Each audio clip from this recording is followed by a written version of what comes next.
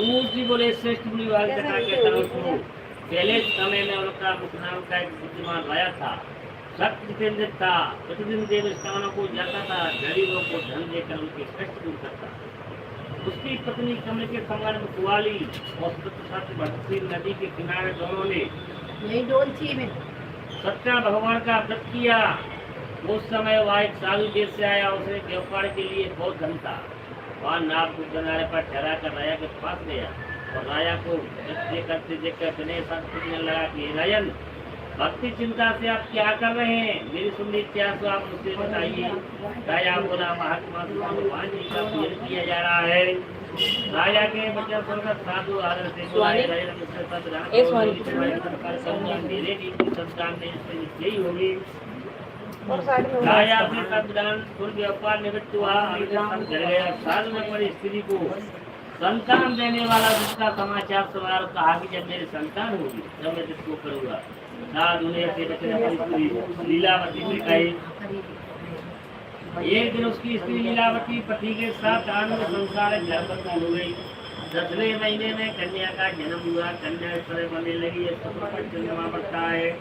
कन्या का नाम कलावती रखा गया। पश्चात लीलावती ने मीठे शब्दों में स्वामी से कहा कि आप संकल्प किया हुआ भगवान का क्यों नहीं करती हो? ये प्रिय इसके विवाह के साथ करूँगा। अपनी पत्नी को आश्वासन देकर नहटू गया। बहुत साधु ने आज्ञा पुत्री को देखा, दुबार पर चिल्लाओ। साधु की आज्ञा पाकर भूत पेंशन को नगर पहुँचा। वहाँ बड़ी देखभाल कर लड़की के लिए सौभाग्यवान पुत्री ले आया। उस दिन लड़के को देखकर साधु ने अपनी पुत्री का विवाह कर दिया, किंतु दुर्भाग्य विवाह के समय भी व्रत करना भूल गया। श्री भगवान क्यों हो गए, श्राप दिया तुम्हें धर्म प्राप्त होगा। अपने कार्य कुशल साधु बनिया जमात से नगर पहुँचे। वहाँ दोनों ससुर जमाई चंद्र राजा के नगर में व्यापार करने लगे। एक रोज भगवान कृष्ण की माया से प्रेरित कोई चोर राजा को धन को चुरा कर जा रहे थे, किंतु राजा के दूतों को आते देखकर उन्होंने घबरा कर भागते राजा को धन को चुपचाप रख लिया। जहाँ ससुर जमाई दोनों ठहरे हुए थे, जब दूतों ने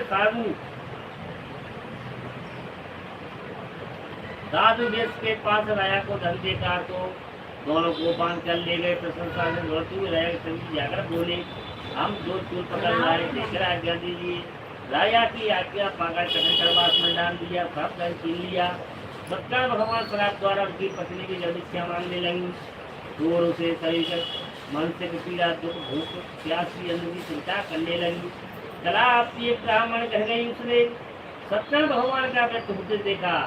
वे कथा सुनी तब प्रसाद गंगा रात में आई। माता ने कलावती से कहा, हे पुत्री, अब तक आ रही तेरे मन में क्या है?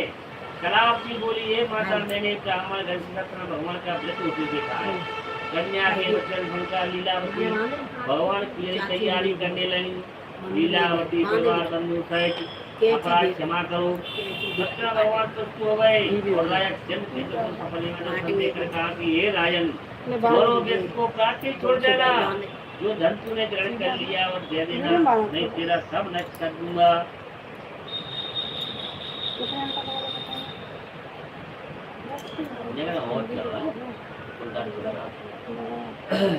राजा से ऐसे वचन सुनकर भगवान ध्यान हो गए। चंद्र को जने सभा में अपना सपना सुनाया। दोनों बाण पुत्र कैसे निकल लाए और मान भावी अपने कोई कुछ नहीं है, अपने कोई भय नहीं है, ऐसा कहकर राजा को नए भक्ति कहलाए। तथा जिनका दूसरा धन था उससे दूसरा धन देकर विदा किया। दोनों देश अपने घर को चंदी श्री सत्यनारायण का कीर्ति अध्याय समापन। बोल सत्यनारायण भगवान की जय।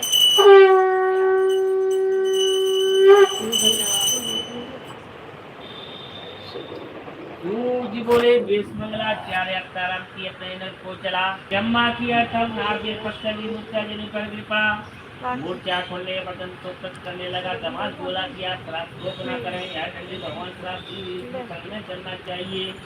भक्ति भाव से नमस्कार करके बोला, मैंने आपसे वचन कहे क्षमा करो। शुरू होने लगा तब भगवान बोले, ये बात तू मेरी आज्ञा से बारंबार हाँ, एक पूजा मिनट, करने हाँ। कोई मैं नहीं है। साधु बोला भगवान आपकी माया को ब्रह्मा आदि देवता भी नहीं जानते, मैं ज्ञानी कैसे जान सकता हूँ। आप प्रसन्न हुई